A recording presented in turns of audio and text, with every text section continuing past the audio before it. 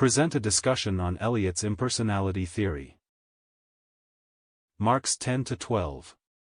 Answer.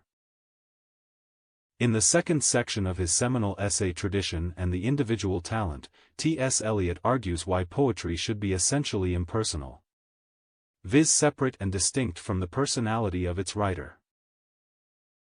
The first section gives detailed analysis of how an author has to surrender before an impersonal process which is tradition. And the second section goes on to exemplify how in this process of poetic creation the personality of the poet is negated. According to Eliot, when an artist proceeds with his consciousness of the past, his progress is a continual self-sacrifice, a continuous extinction of personality. This affirms the force of tradition as well as the need for impersonality in creative writing. When the artist defers to the authority of tradition, his personal likes or tastes would be pushed to the background because it would be directed by the values of the past. The artist is further called upon to try and fit within the existing tradition. For this, he has to sacrifice his personality and try to contribute to and take forward the existing body of writing. Eliot introduces the concept of intertextuality in poetry. There would always be references, resonances of some degree of similarity shared with other texts written in the past. The writer may also write in conscious opposition to a particular work or writer. Apart from textual interrelatedness, such writings bring into focus the matter of poetic influence. Another prime aspect of Eliot's impersonal theory is that a mature poet, unlike an immature one, is able to transmute his personal feelings into impersonal art, transcending his personal issues and problems. So the poet should remain inert and neutral and make the diverse ideas unite into an organic whole.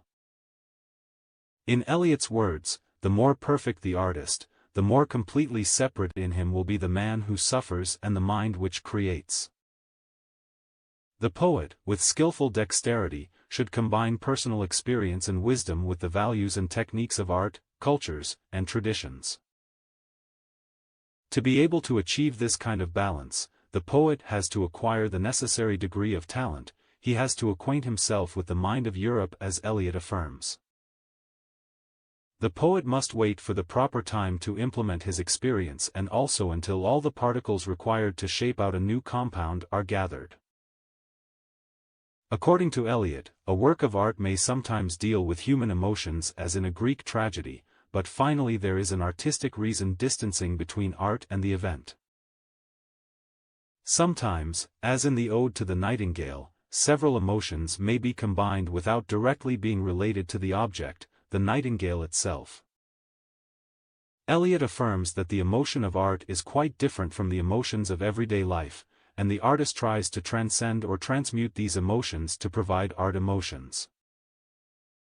The art emotions issue from the work and not from the life of the artist.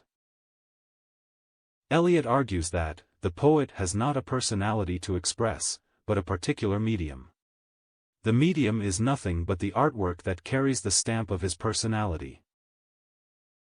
Eliot is totally against the view of Wordsworth, who believes poetry to be the spontaneous overflow of powerful feelings.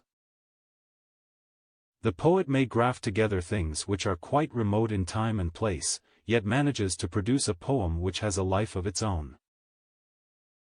One such example is The Wasteland, which draws upon multiple Christian and pre-Christian sources and uses quotes which are in 6 different languages. So in Eliot's analysis, poetry is not a turning loose of emotion, but an escape from emotion. It is not the expression of personality, but an escape from personality. Finished. Please subscribe to the channel for more updates of ready-made notes on English literature.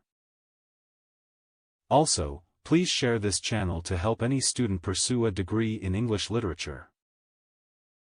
Thank you very much for watching the video. Please do not forget to like and comment.